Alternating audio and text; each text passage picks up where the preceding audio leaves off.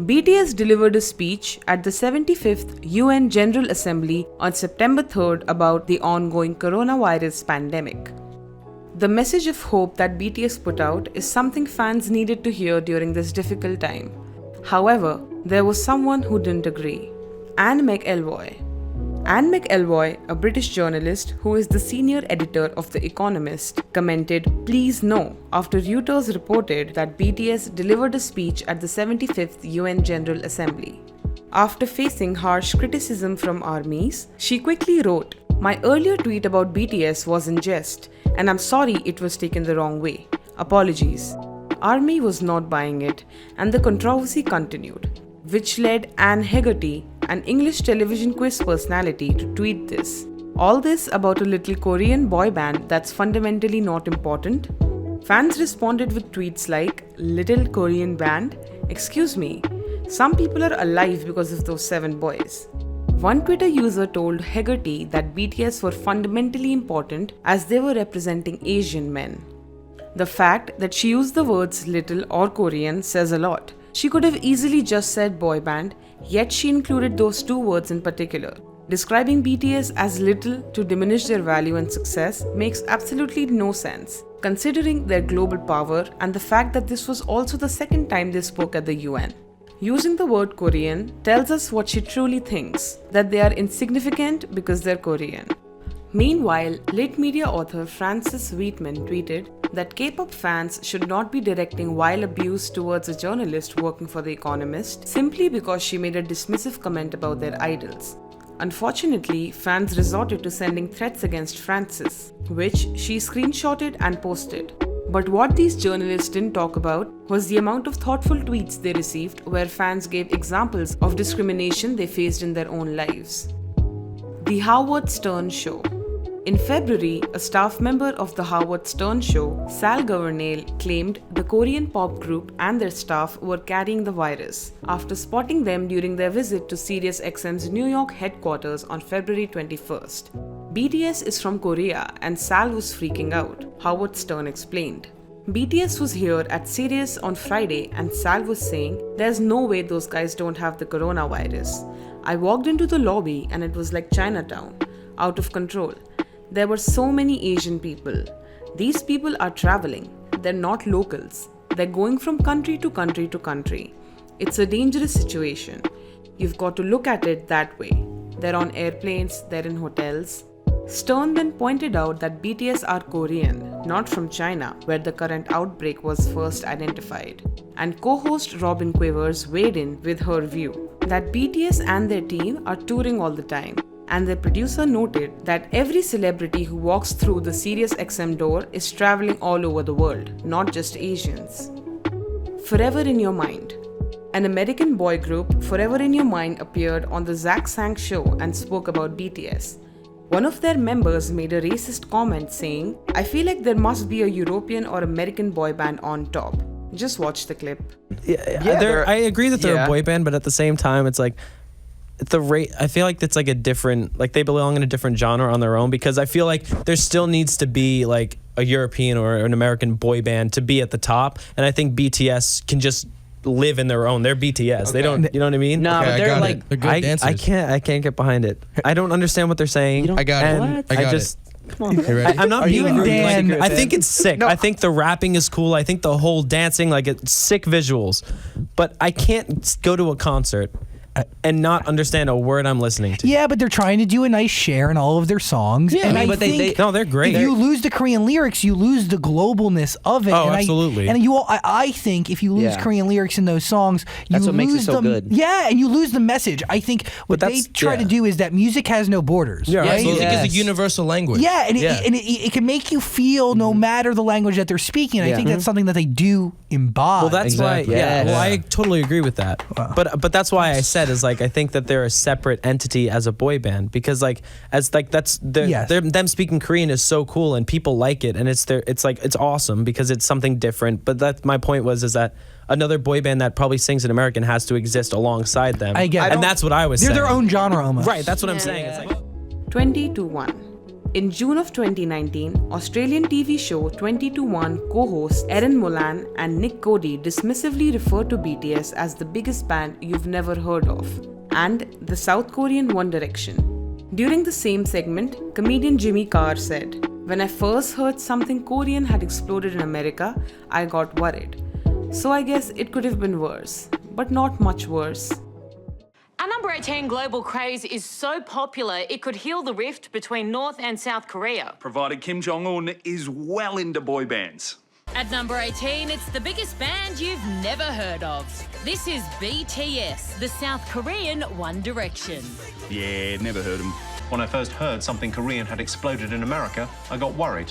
So I guess could have been worse, but not much worse. I have no idea what they're singing about, but these guys are great. Their choreo is great. The singing is passable. There's 7 members. That is a lot. That is 2 hire cars. Surely you could fire 4 of them. That way you just have to hire a sedan and everyone have a nice bit of leg room. And they even spoke at the UN. What about? I'm going to say hair products. I asked if any of them were gay, and just even asking that question upset these fans so much.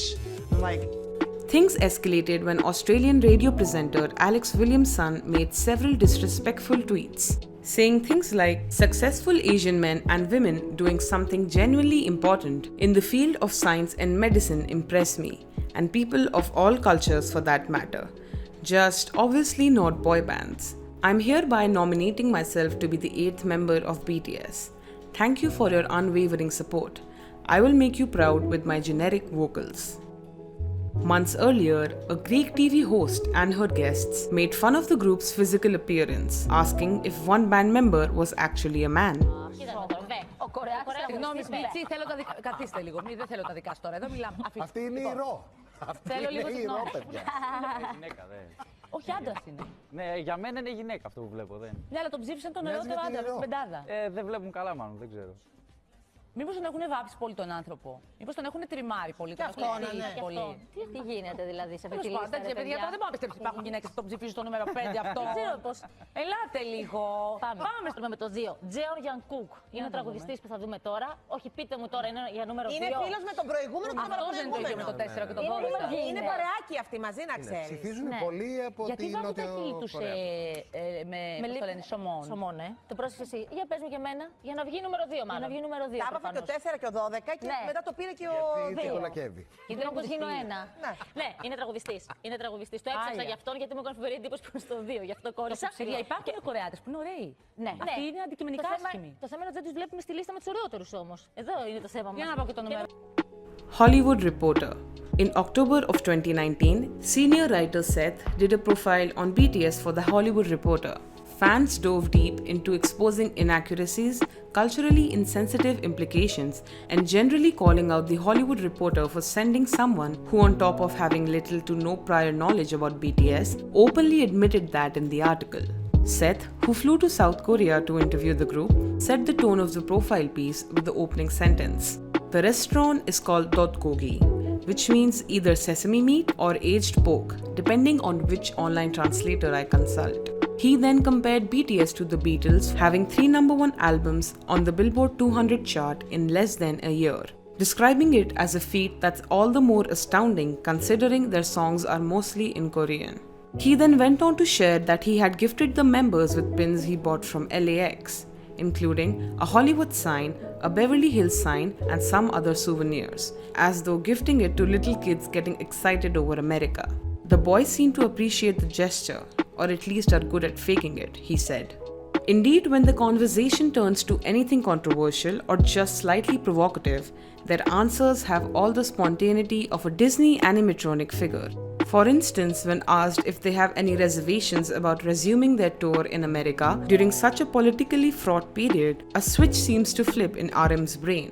After receiving backlash for this, he went on to tweet that BTS is a virtual mystery to 99.99% of the population. Introducing them to a general population is not xenophobia, Jesus Christ. CNN writer Jeff Yang responded to Seth's tweet saying that the article was not xenophobic, but treating BTS as an exotic novelty act is unprofessional at best and racist adjacent at least. This was just embarrassing. any fan could have filled you in on a wealth of detail on the group, their history, and the cultural context of their success, if you had bothered to talk to one. And any Korean American could have told you what appropriate gifts might be for a first meeting. MTV. July 2019, when MTV released their nominations for Video Music Awards, they announced a new category called Best K-Pop. In addition to the new K-Pop category, BTS was nominated in 3 others: Best Collaboration, Best Art Direction, and Best Choreography. But given the group's overwhelming popularity, fans questioned why BTS and other K-pop groups needed to be separated from the main awards, such as Best Pop and Artist of the Year. Shallon Lester. In April of this year, a YouTuber called Shallon Lester, who posts celebrity-focused videos, made racist and homophobic comments towards the group. In a video, she held up a poster of BTS and said, "We have the women of BTS. Look at these people. I don't even know what to call them, boys or girls, because I don't know what they are." She then went on to critique the members' hairstyles and wondered how fans can tell them apart. "You are an Asian man," she said about Jimin. "You don't need to look like a girl named Ashley with chunky highlights and blue eyes. You're allowed to look like an Asian man with dark hair and dark eyes." Shallon also looked at a poster of Monsta X and said, "There's no way that these are different people." Oh, okay, let's pull out the posters. Let's pull out the posters and see who they are. We have the women of BTS.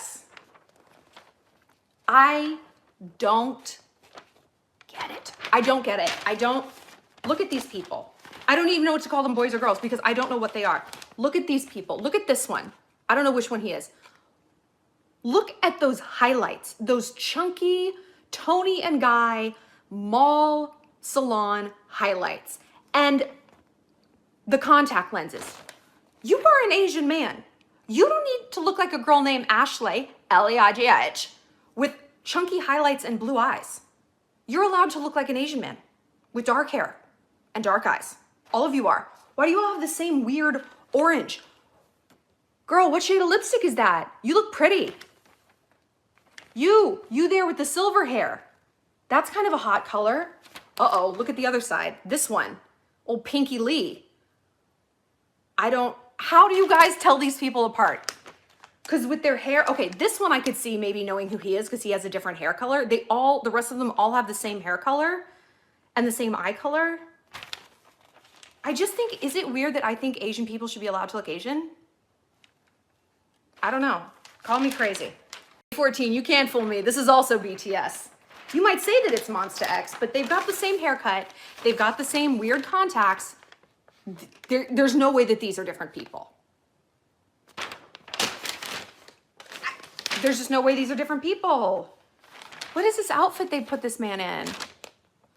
It's like from a Nautica ad in 1996. As is this one. What's happening in K-pop? What's happening? I don't know. This is not all though. You'll see innumerable instances of people spewing hate against BTS with comments that disguise racism and homophobia. Big Hits Weverse magazine put out an article on 21st September of this year, calling out the rise in racism against Asian people due to the coronavirus outbreak. They mentioned the Sirius XM instance, stating, "In the world we are living, even BTS can be the victim of racism." I think along with xenophobia and racism, this is also about toxic masculinity and probably homophobia. To end this video on a happy note, it was reported on June 6th that BTS had donated $1 million to the Black Lives Matter organization.